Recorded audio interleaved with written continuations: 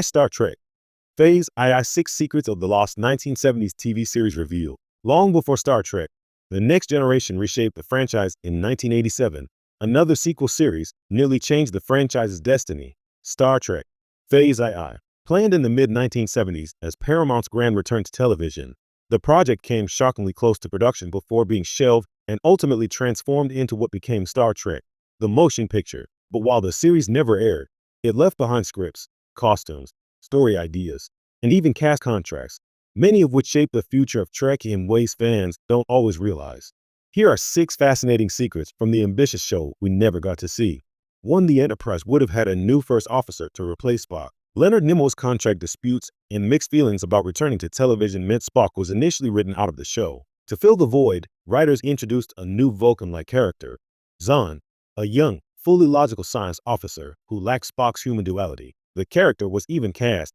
Actor David Gautreaux had full makeup tests and rehearsed scenes. Though Zahn never reached the screen, he inspired later characters like TNG's Data, the outsider seeking to understand humanity, rather than being caught between two worlds. 2 Phase II scripts became classic TNG episodes. Far from being abandoned, multiple Phase II scripts were recycled into iconic stories. The Child, originally written for Phase II, was remade almost line for line for TNG Season 2, centered on Deanna Troi instead of Ilya. Another planned story became the blueprint for Devil's Due, where a godlike figure claims ownership over an entire world. Rather than fading into franchise obscurity, Phase II quietly shaped Trek's 24th century storytelling. 3 Will Decker and Ilya were prototype TNG characters. 2 major new characters, the ambitious first officer Will Decker and empathic Delta Ilya, weren't just supporting roles. They were designed as successors to Kirk and Spock, young leads meant to carry the franchise forward once Shatner's contract expired. Their romantic relationship would have added a serialized, emotional arc unusual for 1970s network TV. When the show morphed into the motion picture, Decker and Ilya survived largely unchanged, becoming key figures in the film's plot and setting thematic groundwork for Riker and Troi in TNG.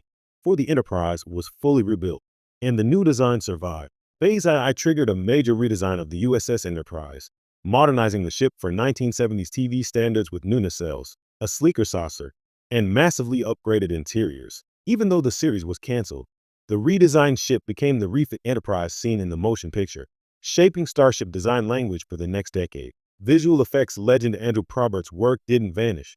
It became Trek canon. 5 Paramount planned an entire new TV network around the show. Phase I wasn't just a sequel. It was intended to anchor a brand new Paramount television network decades before UPN. The execs dreamed of using Trek's massive fan following to launch their broadcast platform, similar to how Voyager later launched UPN in 1995. When the network plan collapsed, Phase II became a casualty, but its strategic blueprint would eventually come true nearly 20 years later. 6 The show was weeks from filming when it was canceled. This wasn't a vague pitch. Phase I was deep into production. Sets were